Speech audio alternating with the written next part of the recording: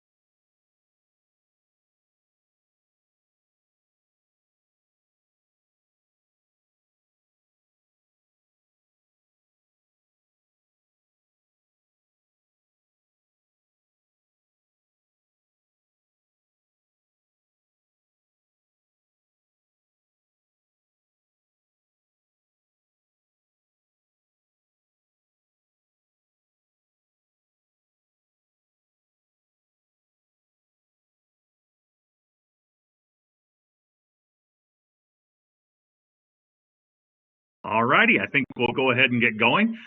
Just a matter of some housekeeping before we get rolling into the webinar itself. Some of you have already found the attendee chat feature. If you have any questions during our webinar, Angie and I will be talking through the PowerPoint, and if at any point you have a question, please type that into the attendee chat feature there at the top of the left-hand side, and we'll get to those questions. We'll try to do a little Q&A at the end, and that's when we'll hit all of those questions. And there's also another chat feature at the top, but if you could refrain from using that one, it's kind of hard to check 2 places, especially when we're presenting. So we're trying to keep it all located in the one attendee chat. Otherwise, there is a link on there for you to download today's PowerPoint. Also, after we end the webinar, you'll also be sent a link to download the PowerPoint from today, and there will be an archive of today's webinar. So if you'd like to use it with a group later, it's certainly going to be available, and we'll talk more about resources at the end. So without further ado, why don't we begin with a word of prayer. Gracious Lord, our Heavenly Father, you give us so much opportunity to share your love. And one of the wonderful ways that we can do that is attending to the children in various and sundry ways, especially through midweek programs and ministries. We pray, oh Lord, that you would bless our time today in this webinar and bless those ministries which could grow out of it. We pray all this in the name of Christ, our risen Lord and Savior. Amen. All righty. So just by way of getting rolling, we have my wife, Angela Kollbaum, is with us today. She is the Director of Youth here at St. Paul's in Concordia, Missouri, and she was our Youth and Family Life Director down in Cole Camp, Missouri, when we were at Trinity Cole Camp. And so we're going to share some kind of nuts and bolts things, strategic planning-wise, and then we'll go into some examples of some different things that we've done and seen. So we'll start out today really just talking about kind of strategic planning questions. And this is something that I share with a lot of folks when we're looking at wanting to start something new, especially, or modify something that we're currently doing. I have some questions here, 4 questions that I like folks to ask. You know, what is it that you want to change? And that might be reworded, what is it you'd like to start? And so identifying that specifically, and that you can boil it down, but with regard to this particular webinar, obviously we're talking about midweek children's ministries, but you can even be more specific than that we'd like to start a junior high ministry, or we'd like to start a pre-K type of ministry. So these are the kinds of things. So what is it you want to change? But then I think it's very important for us to always answer the question why. And there's really two reasons why we ask that question. First of all, it's very important that we get into our own heads as we're planning to do ministry, why it is that we want to do it. Is it just that I have a particular affinity towards this group of people and I'd like to hang out with them? And that's not a bad reason necessarily to start a ministry. It's just the second reason will be others in the congregation are going to ask you, why are you going to do this? What's the point of having this type of ministry? And if you don't answer that question, why, for yourself, you don't have an answer for everybody else. And really, with any type of ministry that you want to start or continue or resurrect in a congregation, it's very important for us to answer the questions of why to the congregation so that we can build congregational support, both with the leadership and with the rank and file members, because the more they buy into the why of the ministry, the better supportive they'll be in the long run, especially when we're talking about staffing our ministry and funding our ministry, which we're going to talk more about in a little bit. The next very important question, if we figure out the what and we understand the why, and sometimes those questions don't follow one another in that particular order. Sometimes we figure out the why and then decide what the what is. The next one, and this one is imperative. What is the desired outcome? Most of the folks in our congregations, and well-meaning, mind you, I don't mean to disparage them at all, but most of the folks in our congregations, when we talk about doing any type of new ministry, they're going to assume that the desired outcome is getting more people in church. And that's a wonderful outcome. Don't get me wrong. And I pray that that works for all of us. However, we need to determine what is the desired outcome, which typically, I would say through these types of ministries, is connecting these kids to Christ, being in the Word, and developing relationships with them. And that's very important for us to articulate that right on the front side. Number one, if we assume that it's going to be more members or more children or more families in the pews on a Sunday morning, we might be disappointed in the outcome. The other side of that is we can, when someone says, well, we're not seeing more church attendance, we can say, well, right now, that's not our desired outcome. We pray that that's an attendant circumstance that comes along with this, but our desired outcome is XYZ. Finally, we need to ask the question of what steps do we need to implement this thing? And really, I tend to be fairly regimented in that I'm kind of a big picture guy. I'm not a details person. That's Angie's job, and so I like to look big picture and kind of do the first couple of questions and even the third question, and I leave the steps up to everybody else. But we need to articulate the steps and be fairly regimented in that so that we don't get off track. And certainly those steps can be reevaluated, and we'll talk more about that towards the end of our webinar. They can be reevaluated and reassessed and even reassigned. However, we have to articulate them on the front side so that we have a plan of action. Because when we don't have that plan of action, what we tend to do is either stall out or we get so sidetracked and off course that it's hard to actually accomplish the ministry that we set out to do in the first place. So I really recommend these very first four questions. What is it you want to do? Why you want to do it? What's the desired outcome? And what steps do I need to do to implement this program, this ministry, this change? And twice now, I'm frustrating myself already. Twice now, I have broken my own rule, which is children's midweek ministry is not programmatic. And I've said program twice already. That's old habits are hard to break. And we tend to think programmatically. We think of a program, building a program around a certain idea or concept. And programs come and programs go. I always kind of say it's analogous to the 3-ring binder days.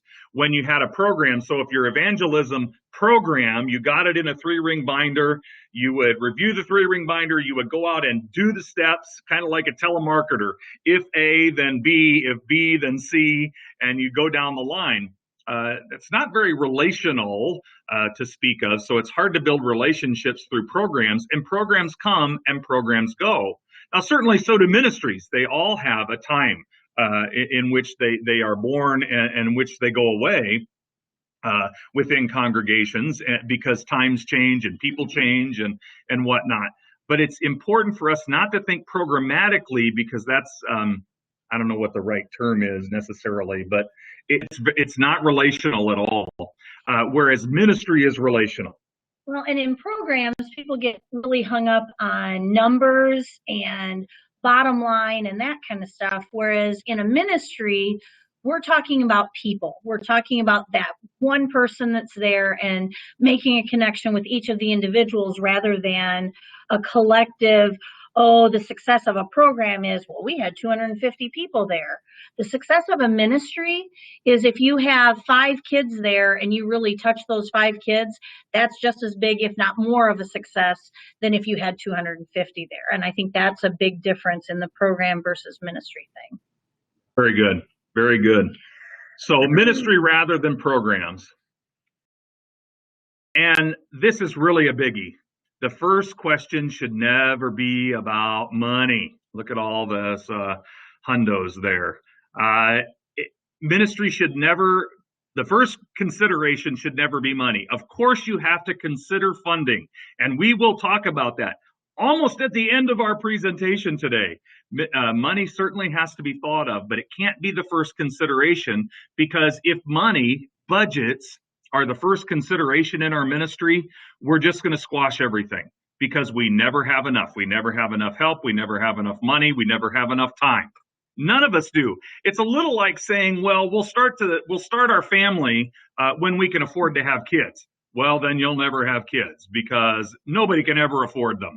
But in ministry, let's strategically plan what it is, why it is, how we want to get there, and what our desired outcome is. And then we'll figure out what is it going to take to fund the ministry. And there we can start to be creative. And if we need to cut somewhere, we can, or if we can add. But that should never, ever be the first question.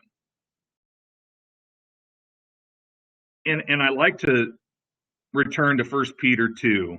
Like newborn babies, crave pure spiritual milk, so that by it you may grow up in your salvation, that you have tasted that the Lord is good. And I know Angie is really the one who added this slide originally to a youth presentation webinar that we were doing, and a couple that we've done out in the field. And I think it's so important for us to remember this, because when we're thinking programmatically versus ministry-wise, this is how people are fed. And we want to raise these children up like newborn babies, and we feed them the milk so that they can start to wean themselves off the milk and move into that solid food, and eventually be able to receive the meat and potatoes that comes in the word of God. And that's really, when we bear that in mind and keep that as our ultimate goal, like St. Paul says, then we can, when we keep the goal on the eyes on the finish line, then we can remember how everything else falls into place. So at this point, I'm going to hand the reins over to Angie and let her talk about some things to consider. You need to think about what your target group, what is the needs? It doesn't necessarily, I know that the title of this, I think, is children's ministry, but, this type of development of a ministry can apply to college age students. It can apply to the older adults. It can apply to any demographic within your church. But you need to think about, what is your target group? Where are we lacking in serving a certain demographic within the church? Whether that be the little people, the preschool to 3rd grade or 5th grade, whatever, the junior youth, like Pastor had referred to a little bit ago about if you don't have a junior high ministry, how do you want to get a junior high ministry going? maybe it's families. Maybe you want to figure out a way to reach families in your congregation, not just pieces of your congregation, but the whole entire family. And, family can be defined in many different ways. It can be defined as, the mom and dad and their children. And it can also be defined as mom and dad, grandparents, aunts, uncles, the lady that sits next to you in church and helps you with the children during the week, during Sunday worship. And it's a variety of people. There are those who also would say that within the youth groups, we kind of develop a family because we spend time together in worship, we spend time together in prayer for the highs and the lows that go throughout the ministry of youth. What do they need? I think it's really important to look at what is the need. Do they need one more thing on their calendar? Okay. Do they need one more thing on their calendar that they have to be at for that they can check off, or do they need to be fed? Do they need something that's spiritually lacking?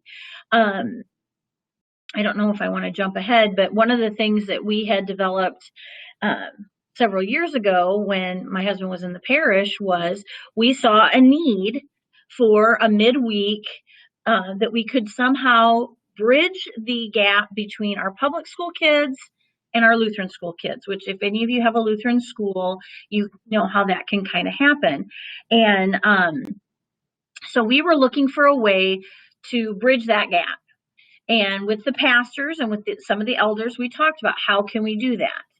And one of the ways we came up with was a Wednesday night after school a program or ministry that would be confirmation for the kids in, was it 6th, 7th, and 8th, or 5th, 6th, or 5th through 8th grade.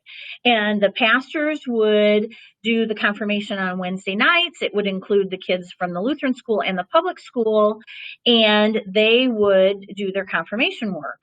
Then we would have kindergarten through 4th grade did kind of a VBS rotation from 3 o'clock till 5 o'clock. And it was a fun time to gather, and they would go to doing arts and crafts. They would do snack, Bible story, and a large group activity, just like you would do in a VBS type rotation.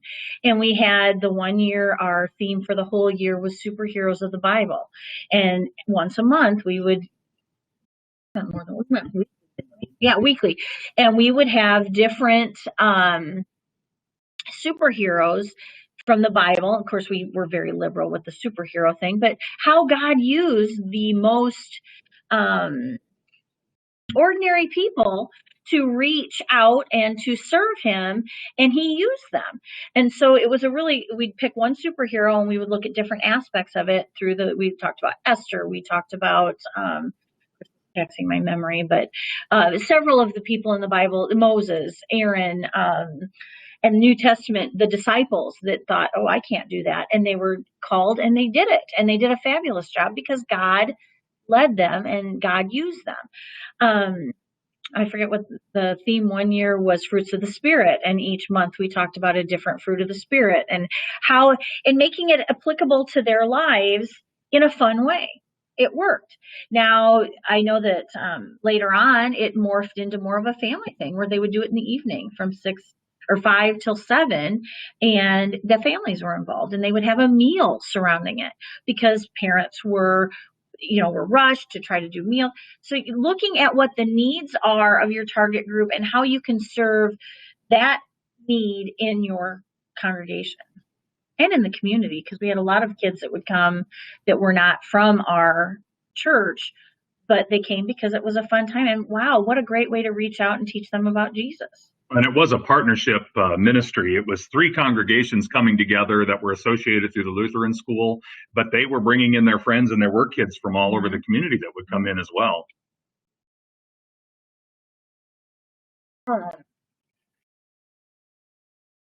And we had to look at what we had available to do.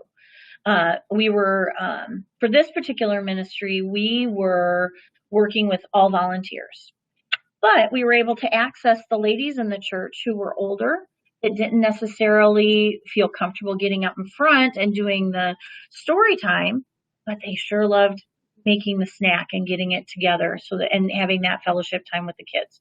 We had high school students that would come back, and they would, on Wednesdays, they would serve as the group leaders that would take the kids to the large group games. We had one lady that was absolutely amazing that had a house full of awesome craft stuff, and she would come with a different thing that went along with what our theme was.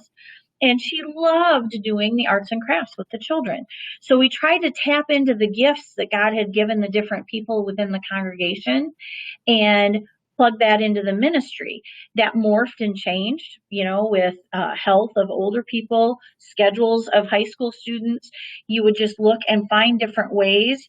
We tried to be very understanding of, we had kids that helped in the fall because they were spring sports kids. We had kids that helped in the spring because they were fall sports kids. We just found ways to plug them in, and they enjoyed it just as much as the kids that were attending. But looking for, what are the gifts of the congregation? What are the gifts? What do we have as resources that we can use within our congregation? How you staff them and training the staff, I would say probably looking back, we learned after our first year, we needed to have a little bit more of the training. We just kind of all jumped in full body into the water and just and luckily we had a team of there were 6 of us, I think, that were willing, and we would meet regularly and say, okay, what do we need to tweak here? We need to change this because we've got these little people, because we had mixed up the groups like you do in VBS, so that you had 4th graders in with kindergartners so that the older kids could help the little people. Well, what ended up happening was some of those little kids that are coming from school needed snacks sooner, and it was really tough for them. So kind of adjusting how we do that. How do we make sure that the younger kids that are starving because they just came out of school, and adjusting, okay, let's do all of the snack at one time and have a little bit longer for those other 3 rotations. And having the evaluation as we go to address those issues, rather than waiting the whole year and then sitting down in May and going, well, you remember back in September, this didn't work. And that also went with equipping each other. That was how we would equip, is we would talk about, and it was just a simple meeting, usually once a month at the beginning of the month, or actually at the end of the month, about the next month to come, talking about, okay, this is who our superhero is going to be. This is the stuff we want to cover. How are we going to cover that? What do we want to make sure that we hit on? And what resources do we have? Do we have anybody in the community that we can pull in that can talk about these things or has that experience?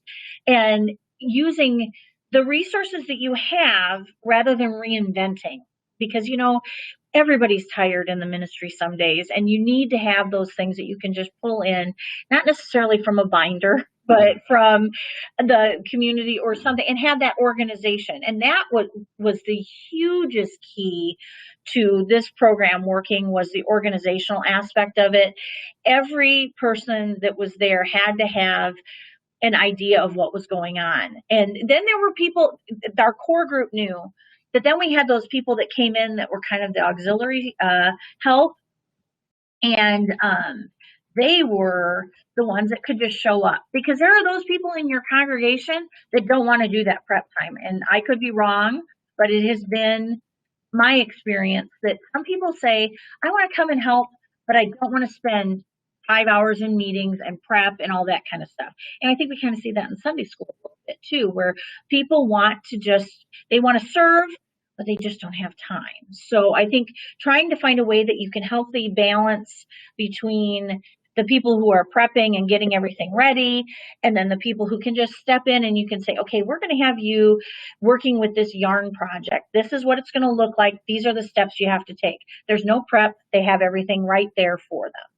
Well, and not necessarily expecting the staff to stay on the entire year, like you said. Mm-hmm. We ask you for a certain time commitment, but you tell us what you can commit to, so we can. And then we would work it so there is continuity, because continuity is terribly important. And the kids grow to enjoy seeing the same people and building those relationships. So that's why you do want to pick staff that's got a passion for whatever it is you're asking them to do, but also then training and equipping them so that they'll stick around to do it and they don't get frustrated and want to take off, because you do want to build that continuity. That's probably the biggest challenge you have, is if you don't have that organization and have that information, and everybody's different. You've got this group of ladies that want to have, every little thing for every minute and making sure that they have what they need. But then you've got the lady who says, oh, I'm good, I'll just show up and I can do it. And finding that, it being a leader that can work with both of those can be challenging sometimes, but you want to be able to work with those different types of styles in an effort to keep them all on board. As well as be okay to relinquish control, and responsibility, and not try to centralize that all too much, but allow people to do what they've got a passion and a talent to do. Because you're not going to make it if you micromanage everything. As the leader of something like this, you have to have people in place that you will feel completely comfortable to say, okay, you're in charge of this, whatever you do, this is what our goal is, this is what we're looking at, and then let them go with it. And you have to feel confident in the people that you put in those positions that they will actually follow through, because you'll drive yourself crazy as the coordinator of something like that, as you're trying to do, because it's kind of like all those cogs in the wheel, and they're going together, and it'll run smoothly as long as everybody's doing their part, but making sure that everybody has what they need and are equipped with what they need to do their part. You may drive yourself crazy anyway, just don't help the process. Okay, now we can talk a little bit about money. It was amazing to me, the funding. We basically started this program we used old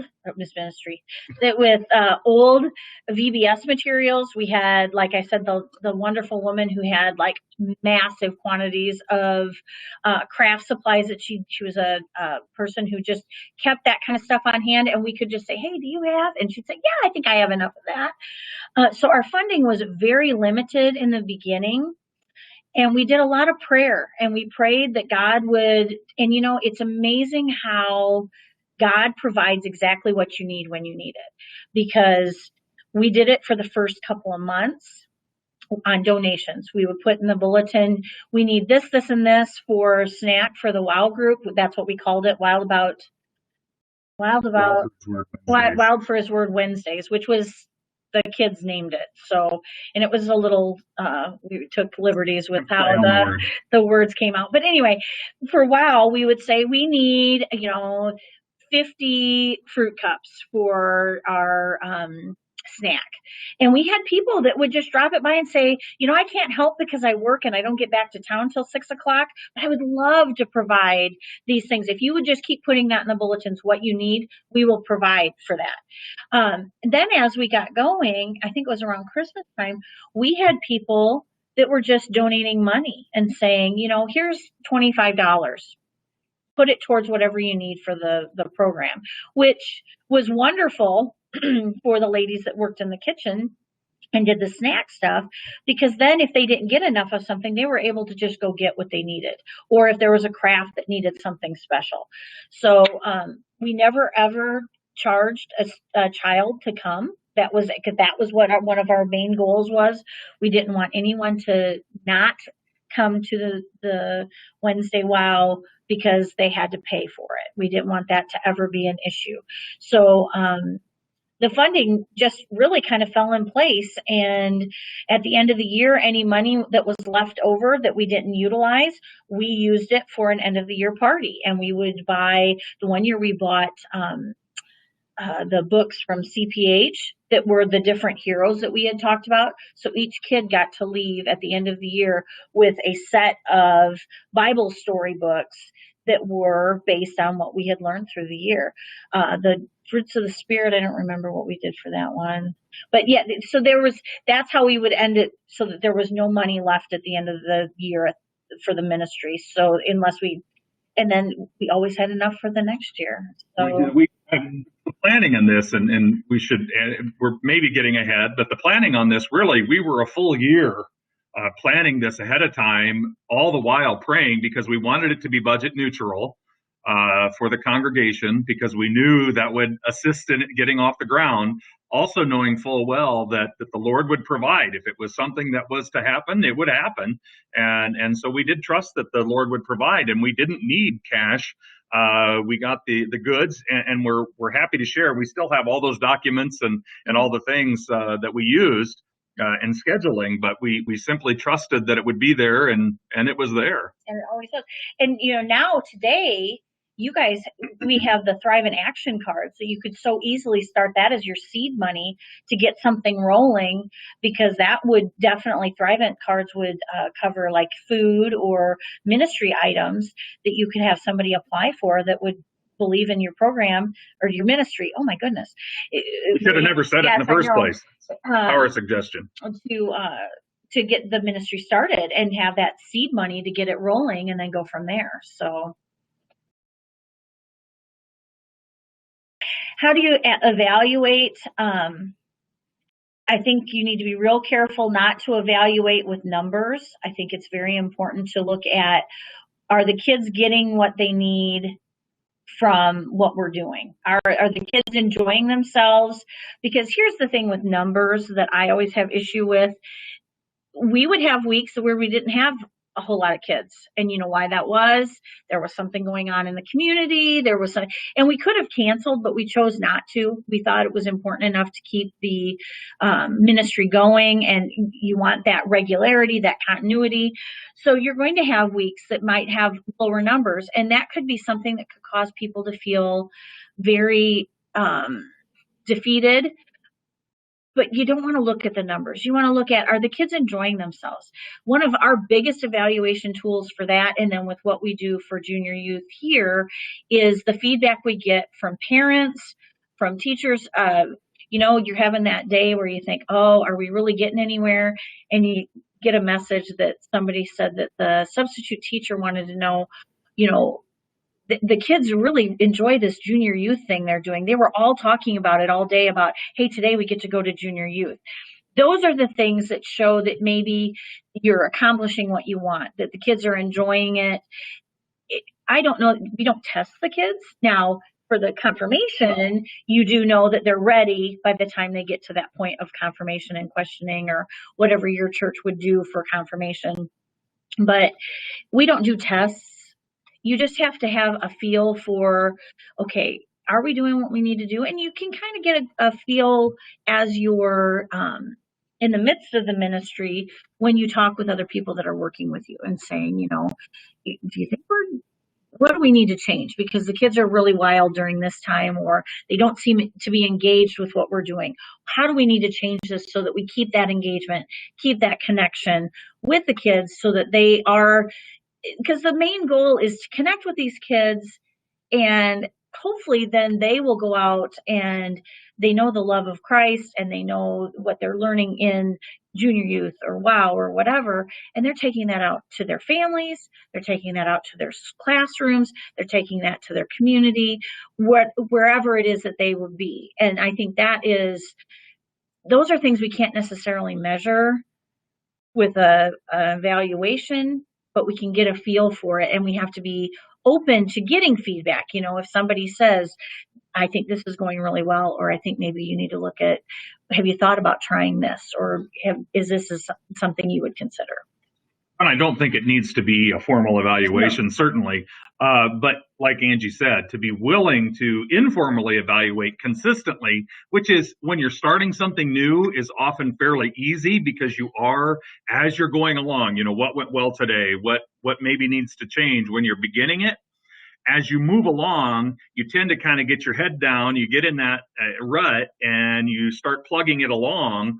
And after it's gone on for a year or two or whatever, you kind of just say, well, this is the way we've always done it. And you fail then to evaluate, what maybe do we need to change? What could be better? What has changed with the circumstance that maybe is causing us not to reach our desired outcome? And so I think that's very important to consistently evaluate. Some of the things that you might look at too are the time that you're doing it, the day that you're doing it, the location, your physical surroundings. Do we need a bigger room for this because we have too many kids? Can we use a smaller room because we don't have as many kids? So looking at that aspect too, those are easy things to evaluate and look at. This next slide is the WOW program, the ministry. Good grief, the WOW ministry, and that's like a huge pet peeve of mine. I can't believe I think it is because you said that. But the WOW ministry was something that, the kids really look forward to, and Wednesdays were a fun day. We would suspend during Advent and Lent, just because we didn't want it to be so that it was just the confirmation classes still would go on, but we wouldn't do because K through fourth grade, it was kind of that's a long day for them. So that was the only time we would suspend it. And then a lot of times in the summertime, we would do like a day in June and a day in July where we would just get together and do, they'd bring their lunches and we'd have just kind of a fun day. One year we did the bags for the church where it was a servant event day, and we had a lady come in, a couple of the women came in and helped us with the sewing machines, and the kids put together and cut to make homemade activity bags for the church. And then they filled them with stuff that we had asked for donations, and that was something that they got to do, and they really enjoyed that. So that's one of the examples. Is the next one. Well, and just again, talking about evaluation, and also this was to be certainly a faith-building event where we were able to get into the Word and learn more, and it was certainly supposed to be a fun event. With our confirmation students, something that we did evaluate was that we needed to do a better pre-confirmation. So we split out the 5th and 6th graders, and Angie was taking them and doing really pre-confirmation stuff, getting them ready for the 7th and 8th grade confirmation curriculum. But we tried to integrate service, as she was talking about. So we tried to integrate some sort of service aspect into everything. So Angie would take the 5th and 6th graders as part of their curriculum down to the local nursing home periodically, and they would play games or do puzzles, and they loved it. They loved when they got the chance to do that. The 7th and 8th graders would come out and they would help serve the younger kids at snack time or whatever the case may be. So we tried to incorporate that service aspect into it at all as well, simply so it wasn't just you wouldn't view that everything is compartmentalized, but learning the Word of God, having fun, and serving neighbor are all together. And that way we were kind of assisting them in seeing how life is lived out as a Christian. With the nursing home, we started out, they had asked us to come help with there was an event, and we went, and it was the coolest thing because I asked the kids, would you like to do this? Because I think we went once a month. And I said, what would you guys like to do? And they came up with these great ideas. The one time they did a skit that they put together, and it was about Christmas. And it was hilarious. And they did a great job. And they had singing. And the residents really enjoyed that. And I think we're losing, if you ask most young people, they're scared to go to a nursing home. And these guys loved going into the nursing home. So I think finding ways that they want to serve too, that's a part of the evaluation. We can say, oh, this is what we want to do and have our line out. But I think it's really important to ask the kids what they'd like to do. And granted, sometimes you can't do, the one girl wanted to do a turkey play she wanted to dress up as a turkey. I'm like, I'm not sure how we can incorporate that into what we're doing. And I still see her as a high schooler today. And she says, I'm waiting for my turkey play. But finding ways that you can incorporate things that they like to do so that they find, because we're training them up to be adults that will serve in their church and their community. And we need to be better at helping them to learn to integrate their faith into everything they do. Not just you go to church for an hour on Sunday and that's it. We want it to be an integral part of everything they do, whether that's going to the nursing home and playing games with the residents, or whether that's the way they interact with somebody down at the pharmacy when they're picking up chapstick or whatever. So I think that that's an important part of that. Midweek Junior Youth, we've started here at St. Paul's doing once a month right now. The kids would like to do twice a month, but right now it's just not feasible to do more than that. But I'm hoping that by next year, what we do try to do is once a month, we do a 5th and 6th grade Bible study, and we do a 7th and 8th grade Bible study that is monthly, this pretty much the same day right after school. And in that, we do some fellowship time where they're able to just kind of hang out and spend some time together. And then we do a lesson. The 5th and 6th graders were working on the Lord's Prayer right now, and the 7th and 8th graders were working on the Office of the Keys. So there's a purpose in it, and we do something fun that they can kind of makes that lesson relatable. And then we have a snack, and then we spend some more time kind of hanging out together. And then we try to do some kind of a fellowship event with the families. That's something we're trying to do this year. Something I'm currently working on is trying to get a 7th and 8th grade family bunco night, because I've got some 7th and 8th graders that really like to play bunco. And I thought, well, that's something they can do with their families. So we're going to try to do that as a special event. But the midweek thing, it's been very well received, and the kids really enjoy it. And it's another opportunity for them to be in the Word and to be, because they're going to do life in the church together after they're out of high school. So it's a way of trying to make those just one more connection point to make it. And it's been really good for me with youth, because making these connections with these kids when they're in 5th grade is transitioning a lot better as they get into high school, because now I have kind of a history with them, and I can a relationship that is real, that's not on the surface level, because I've been there with them since 5th grade on. Dr. Schweitzer, in Iowa, mind you, as some of you who know me know, I'm a big fan of Iowa. He makes a really good point here that his kids, and when he teaches confirmation especially, they needed someone who would speak kindly to them. Let them know that you are truly happy to see them. I love that, and I can just imagine, and knowing you, Keith, that's you are your kind tone and your kind manner is really, that's what develops these relationships. So later down the road, when you may have a better opportunity to further help them down the road with their faith life, you have that opportunity. And you make also the point of broken families and rural poverty. It's very, very true.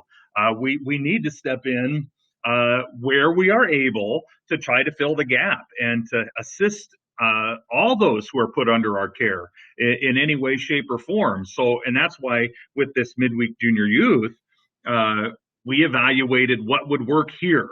What are we equipped to do here at this time? And for these very reasons. And I appreciate your comment too, that snacks won't do. Oops, I'm not sure what I just did there. Let me get out of this. There we go.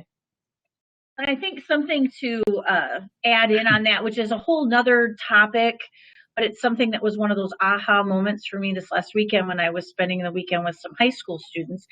You know, I'm not really old, but I'm feeling older. And another youth worker and I were talking about how, you know, as older adults working with youth, sometimes I just don't get why it's okay for them, because there's a connection and I enjoy that connection.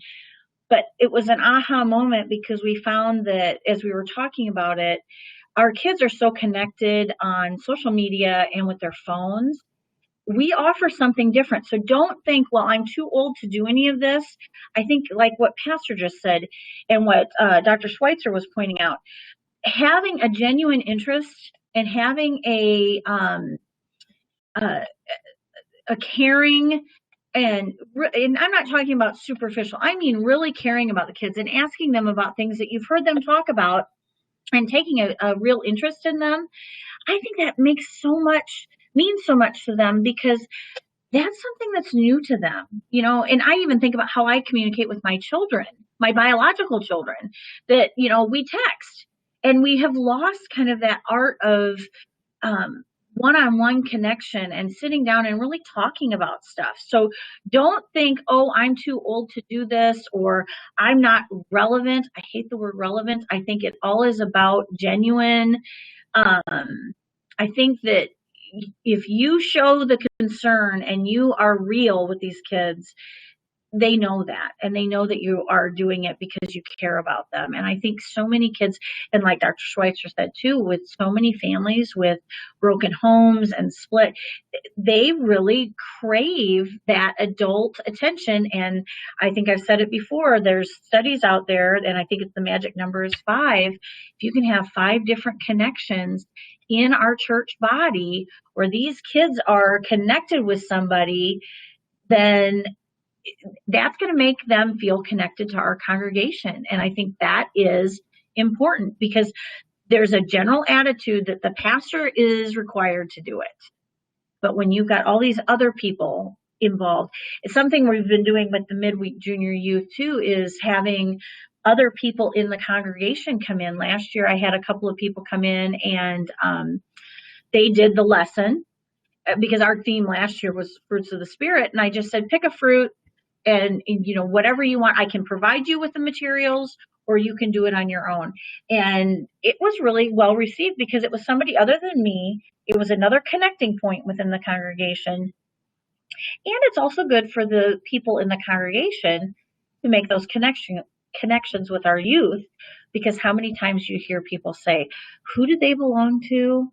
I'm not sure, what family are they in? And sometimes they're not connected to a church family that's been here since the founding of the church. Sometimes they're new people, and that's a great way to start making those connections, because then when they see them in church, they can say, hey, I knew you came in to do junior youth Bible study with us. So just finding ways to connect with intergenerationally, as well as on a regular basis with the demographic you're looking at. And the point I was, before I pushed a button I didn't mean to push, I was going to make, never underestimate the power of food. Yeah. Dr. Schweitzer had mentioned that. He said the kids they come starved. The same thing when we get kids after school. They are really hungry. We know that the hot lunch programs now are pretty dismal, and so they do come hungry. And if we can fill their stomachs, they're going to be more apt to be able to learn something too. So when we give them actually something substantive, that and it doesn't have to cost a lot. It simply doesn't. But put some thought into it, and that's a great way to treat the kids too. And we've actually started for the snack that we give. We knew that during basketball season, some of our kids were going to be going directly from junior youth into basketball practice, and they needed something more substantive. So we were going out and taking care of that, and trying to give them something a little more substantial. And a lot of times people will donate that if you put the word out. You don't underestimate the power of the people in your congregation, because there's a lot of people who say, I don't have the time, but you know what? I'm willing to donate this or that kind of thing. Oh, examples for meals? Oh, it can be anything. Anything that's, I would say, first of all, you want to make it simple, but crock pot type stuff, you can put hot dogs in a crock. Kids love hot dogs, although I don't think they like them as much as they used to. Sandwiches, chili, soups, something that can sit and be at the ready when you're ready for it, but you don't have to have a lot of prep time with it. One time we did just cheese and crackers with like a sausage, cut up sausage. You don't think that sounds like a whole lot, but that's got protein and whatnot. And Keith, if you've got some examples, please throw them up there. We'd love to see that. We haven't done too much with the hot meals.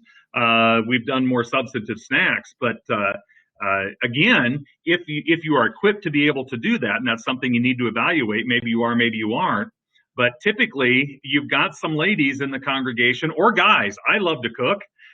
So we do once a month with our youth what we call Dinner and Devo, where we invite all the youth group and lots of extras to come over to our house. And I love to cook for them. So I'm doing spaghetti, tacos, breakfast for dinner, all of these kinds of things where just because I love to cook. And so it gives me an opportunity to cook for a group. And because they are because they're getting that food. Then when we do the Devo, sometimes it's a little crazy in our house, but they're ready to hear the Devo. Pastor Schweitzer says celery, carrots, sloppy joes, or taverns, as we like to call them in Iowa.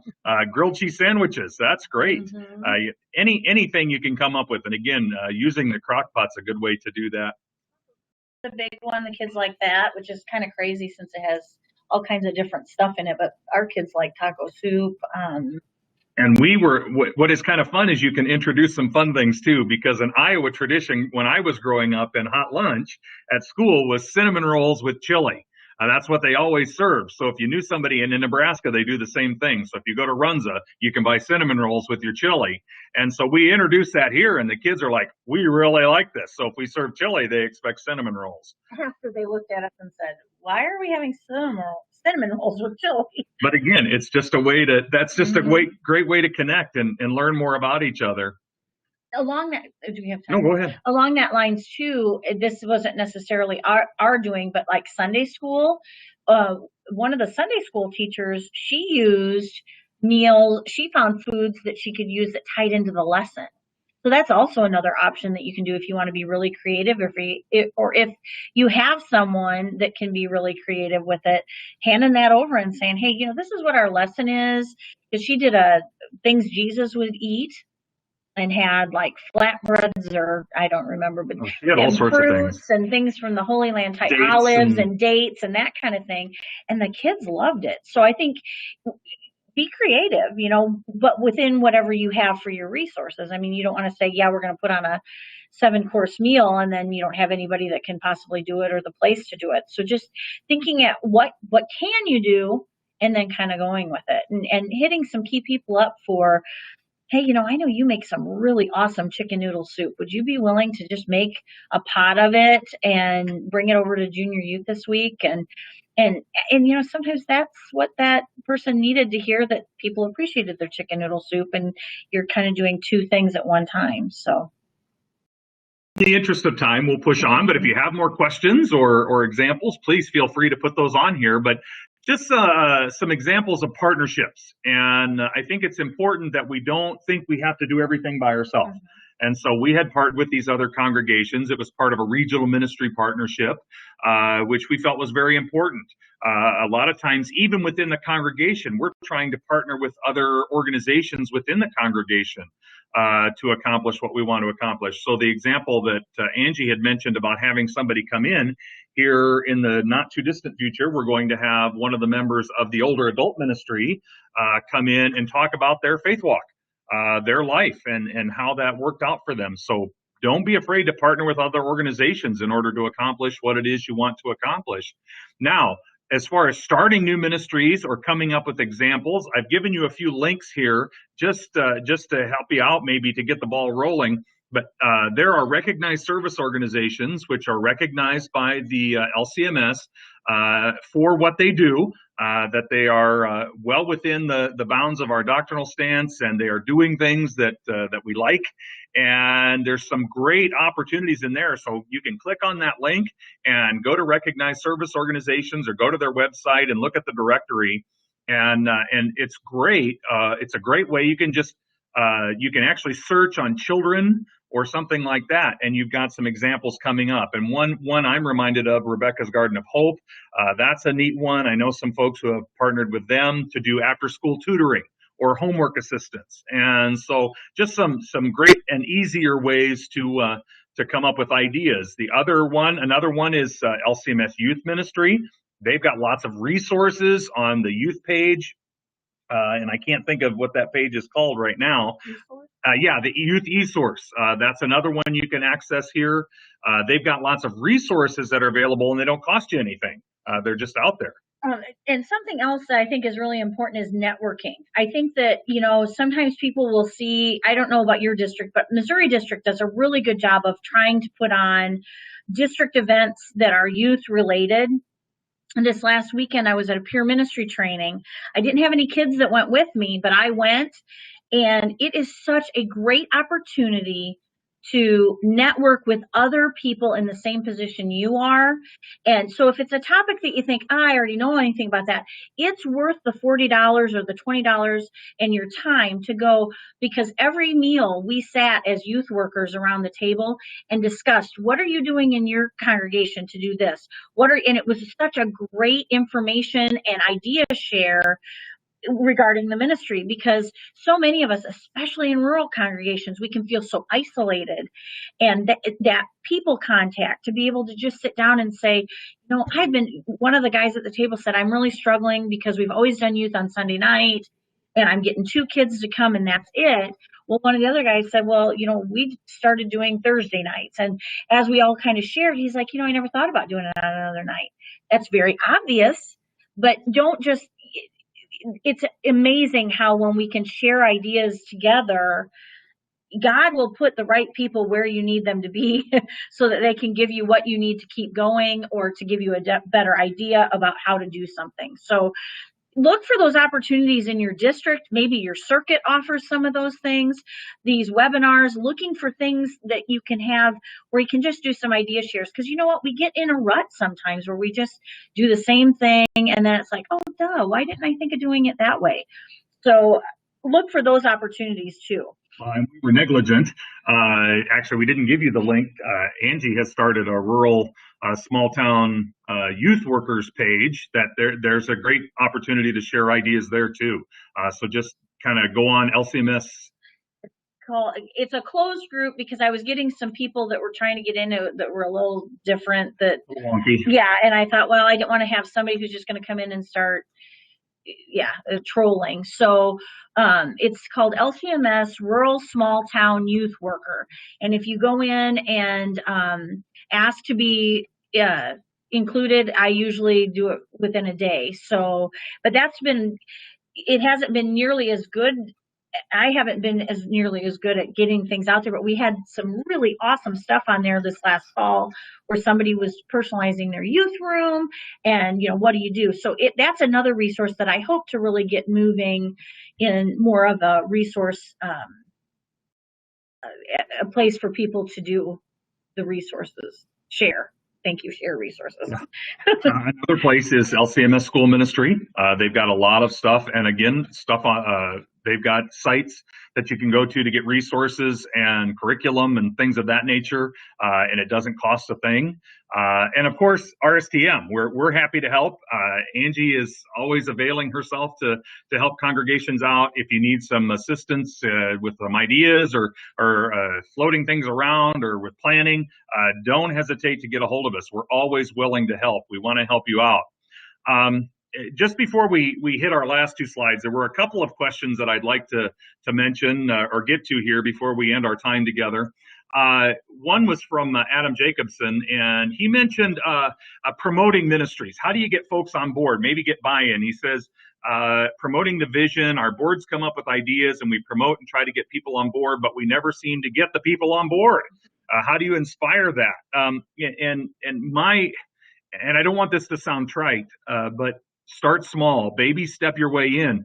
Get the people who have a passion and excitement for it, doing the ministry, maybe on a small scale, and start inviting people to see how wonderful this resource is, how great this ministry is, and how it's accomplishing your desired outcome, and they'll start to buy in. And some folks will never buy in. That's the nature of the beast. That's that old, we are saint and sinner at the same time, and there are some old curmudgeons who just won't buy into anything, and well, that's fine. We do things not to spite them, but in spite of them, and so we do it anyway. If it makes sense with the mission and the vision of the congregation, and it makes sense with the resources and the strengths of the congregation, and we're filling a need that's necessary, then it just makes sense to do. And when you start to do those things and baby step your way in, we had all sorts of people more than once on different things that we've done tell us, oh, why would you do that? That's going to take so much time and effort. Why would you bother? And, for almost no return. And we just said, well, it's a little like the starfish thing. If you've ever heard the story of the starfish, the little boy's on the beach and there's thousands and thousands of starfish on the beach, and he's throwing them in, and a guy walks along and he says, "What are you doing?" "Well, I'm saving them." And he says, "Well, there's thousands and thousands. You won't do any good." And he says, "You won't make a difference."